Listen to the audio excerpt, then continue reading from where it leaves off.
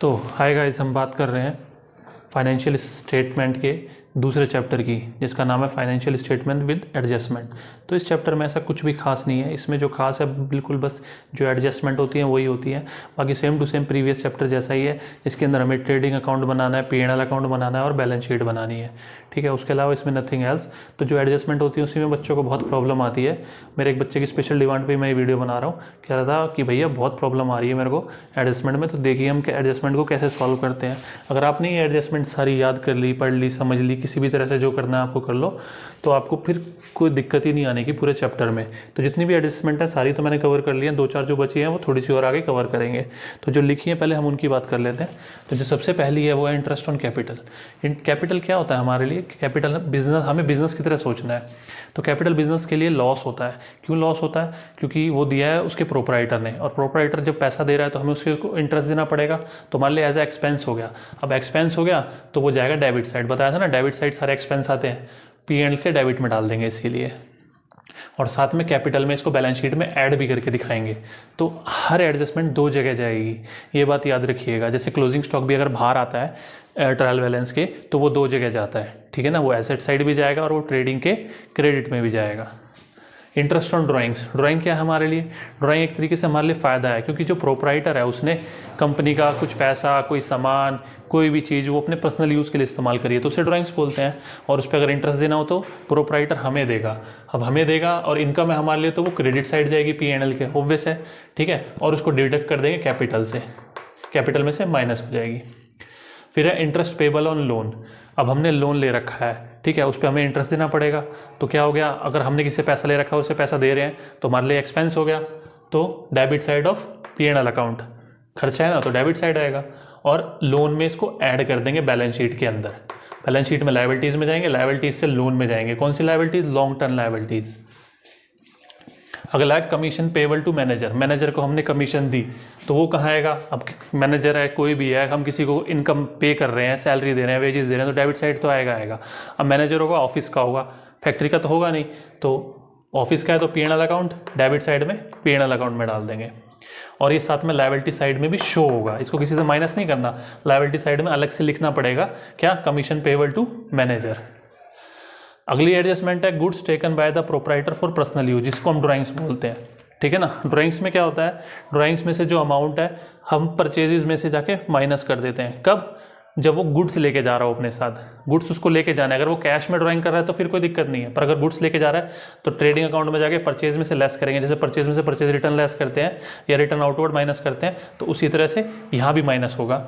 और साथ में बैलेंस शीट में कैपिटल में से भी डिडक्ट करेंगे जब वो goods taken by the proprietor for personal use आएगा। गुड्स आना जरूरी है।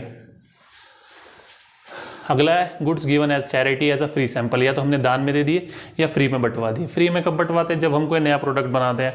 कई बार आप न्यूज़पेपर में देखते होगे कोई नया टेल्कम पाउडर आया तो वो छोटे छोटे से पाउच अखबार में स्टेपल करके भेजवा देता है। ठीक है, तो वो फ्री सैंपल में आ गए। तो इनकी क्या एंट्री होगी? ये भी एक तरह से इनके लिए, हमारे लिए क्या एक्सपेंस है, और डिडक्ट होगा ये किस में से? परचेज में से, क्योंकि वो गुड्स फ्री में बांट रहे हैं ना, गुड्स की बात हो रही है, तो परचेज में से डिडक्ट हो जाएगा ट्रेडिंग अकाउंट के। और साथ में डेबिट साइड P&L के शो भी करके दिखाएंगे कि हमने फ्री सैंपल बांट दिए। तो ये एंट्री जो है वो ट्रेडिंग और सिर्फ P&L में आएगी, बैलेंस शीट में नहीं आएगी। बाकी जितनी भी थी ज़्यादातर बैलेंस शीट में ज़रूर आ रही थी, पर जब हम गुड्स चैरिटी या फ्री सैंपल में देंगे तो ट्रेडिंग और P&L में आएगा। अगले वाला है to write off bad debts. जब बैड डेट्स को हमने राइट ऑफ कर दिया तो वो कहाँ जाएगा? वो P&L के डेबिट साइड में डाल के दिखाएंगे। ठीक है, क्योंकि खर्चा है, क्योंकि जो बैड डेट्स हैं वो पैसे नहीं दे पा रहे, तो हमारे नुकसान है, तो डेबिट साइड में आएगा। और साथ साथ डेटर्स में से उसको लेस भी कर देंगे, क्योंकि डेटर्स में वो लोग हैं जो पैसा दे सकते हैं। अब जो नहीं दे सकते उनको तो हटाना पड़ेगा ना, तो डेटर्स में से उनको लेस कर देंगे। डेटर्स कहाँ पे होगा? बैलेंस शीट में एसेट साइड। फिर है provision for bad and doubtful debts. Provision क्या होता है? प्रोविजन वो पैसा होता है जो हम बचा के रख रहे हैं। ठीक है, तो ये कहाँ शो करेंगे? इसको करेंगे P&L के डेबिट साइड में, और इसको डिडक्ट कर देंगे एसेट साइड के बैलेंस शीट में से। फिर है provision for discount on debtors. Provision discount on debtors, debtors को जो हमने डिस्काउंट दिया था, तो यहाँ भी हमारे लिए खर्चा हो गया, तो ये भी P&L के डेबिट साइड में जाएगा, और इसको भी डिडक्ट कर देंगे डेटर्स में से। तो ये थी कुछ एंट्रीज। इसके बाद हम और करते हैं। तो गाइस हम बात करते हैं बाकी की बची हुई एडजस्टमेंट पे। ठीक है, तो पूरे चैप्टर की जितनी भी एडजस्टमेंट थी सारी कवर कर ली है, यहाँ तक सारी खत्म हो गई है। तो अब इन वालियों को ज़रा समझा देते हैं। क्लोजिंग स्टॉक तो आपको बता रखा है, ट्रेडिंग के क्रेडिट साइड में जाएगा, ऊपर से बैलेंस शीट के एसेट साइड में शो होगा। उसके बाद आती हैं आउटस्टैंडिंग अनपेड एक्सपेंसेस, ये भी आउटस्टैंडिंग आपको बता रखा है। इसकी एंट्री कहाँ जाएगी, ठीक है, add to the concerned item. Concerned item मतलब वो किसी भी ट्रेडिंग में भी हो सकता है, P&L में भी हो, एक्सपेंस कोई भी हो सकता है, वो वेजेस हो सकती हैं, वो सैलरी हो सकती हैं। वेजेस हुई तो वो ट्रेडिंग में होगा, सैलरीज हुई तो P&L में होगा। इसीलिए लिखा गया है to the concerned item on the debit side of trading and P&L account. उसके अलावा वो शो होगा लायबिलिटी साइड, किसके, बैलेंस शीट के। लायबिलिटी साइड में शो करना है, किसी से प्लस या किसी से माइनस नहीं करना है। फिर है प्रीपेड अनएक्सपायर्ड एक्सपेंसेस, ये वो एक्सपेंसेस हैं जो हम डिडक्ट करेंगे, ठीक है। अब ये एक्सपेंसेस जो आएंगे वो P&L में ही आएंगे, एक्सपायर्ड या प्रीपेड वाले, इसको डिडक्ट करेंगे डेबिट साइड में P&L के, और साथ में एसेट साइड में ये शो होगा। और फिर है एक्रूड इनकम या income due but not received, add to the concern income on the credit side of P&L, मतलब वो इनकम, ठीक है, जो हमें अभी तक मिली नहीं है पर हम वो काम कर चुके हैं, तो कर चुके हैं तो वो P&L के क्रेडिट में आएगा। अब हमें इनकम मिलनी है तो प्लस ही होना चाहिए, तो वो क्रेडिट साइड आएगा, इनकम हमारे लिए। और साथ में अभी तक मिली नहीं है तो हमारे लिए वो एसेट्स भी है, क्योंकि वो काम हम कर चुके हैं, पैसा उसका मिलेगा, तो एसेट साइड में इसको शो करेंगे। फिर है अनएर्न्ड इनकम, ये हमने इनकम कमाई नहीं है, मतलब पहले से मिल गई है वो चीज़ ना, कि जैसे आपको जियो का या किसी उसका टेलीकॉम कंपनी का एग्जांपल दिया था कि पहले पैसे डलवा दो और फिर उसे इस्तेमाल करो, तो ये वही है अनएर्न्ड इनकम।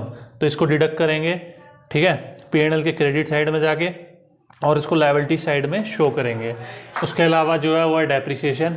डेप्रिसिएशन में ये P&L के डेबिट में आएगा, ठीक है, और साथ में इसको डिडक्ट करेंगे कहाँ से, एसेट्स की बैलेंस शीट में से। कौन सी, जैसे डेप्रिसिएशन ऑन मशीनरी दे दिया तो मशीनरी में से लेस कर देंगे, डेप्रिसिएशन ऑफ बिल्डिंग दे दिया तो बिल्डिंग से लेस कर देंगे, किससे भी डेप्रिसिएशन देंगे जिसके ऊपर भी बेस, तो बैलेंस शीट के उस हिस्से के, एसेट्स के उस हिस्से में जाकर उससे माइनस कर देंगे। साथ में P&L के डेबिट में तो शो करना ही करना है। अब जो ये P पॉइंट है, ये तीनों एक दूसरे से रिलेट करते हैं। ये कहाँ कहाँ जुड़ते हैं, या तो आपका एबनॉर्मल लॉस आ रहा हो गुड्स में, कैसे उसमें आग लग जाए, वो चोरी हो जाए, या एक्सीडेंट में चोरी हो जाए, खो जाए, टूट जाए, फूट जाए, वो सब आता है, ठीक है। तो ये एंट्री तो सब में आएगी, ये एंट्री तो करनी ही करनी है आपको। क्या करना है इसमें, ग्रोस लॉस, टोटल लॉस, ठीक है। आपको क्लेम नहीं मिला, आपका नुकसान कितना हुआ, तो उसकी एंट्री होगी डिडक्ट फ्रॉम द परचेज, या तो परचेज में से माइनस कर दो। परचेज कहाँ आता है, ट्रेडिंग में, ट्रेडिंग में जाके परचेज में से माइनस कर दो, या फिर ट्रेडिंग के क्रेडिट में उसको शो कर दो। दोनों में से कुछ भी कर सकते हो। आपका ग्रोस प्रॉफिट या जो ग्रोस लॉस जो भी आ रहा होगा वो सेम आएगा, कोई फर्क नहीं पड़ता। या तो परचेज में जाके माइनस करो, या उसको क्रेडिट साइड में शो करके दिखा दो कहाँ क्लोजिंग स्टॉक डालते हैं। अगर इंश्योरेंस कंपनी कुछ पैसे दे दे, ठीक है, सारे पैसे ना, तो मान लो यहाँ पे आपको 10,000 का नुकसान हुआ, पर यहाँ इंश्योरेंस कंपनी ने आपको 5,000 दे दिए, कहते आपका 5,000 का क्लेम बनता है, 5,000 ले लो। तो जब आप 10 में से 5 माइनस कर दोगे, बचेगा 5, उसको आप डेबिट साइड के P&L में दिखाओगे, ठीक है, कि अभी हमें 5,000 का स्टिल नुकसान है। अगर इंश्योरेंस कंपनी पूरे पैसे दे देती है, पूरे के पूरे, कोई नुकसान नहीं होता, आपका 10,000 का नुकसान हुआ था, उसने 10 के 10,000 दे दिए, तो फिर ये एंट्री नहीं होगी, इसकी जगह फिर ये वाली होगी। तो इसमें आपको इंश्योरेंस क्लेम एसेट साइड में हम दिखा देंगे बैलेंस शीट के, कि हमें पूरे के पूरे इंश्योरेंस के पैसे मिल गए हैं, ठीक है। तो अच्छा लगा तो सब्सक्राइब कीजिएगा, लाइक कीजिएगा, और ये चैप्टर यहीं फिनिश हो गया। अगर आप चाहते हैं मैं इसे क्वेश्चन भी करके दिखाऊँ तो कमेंट में बताइएगा। Thank you.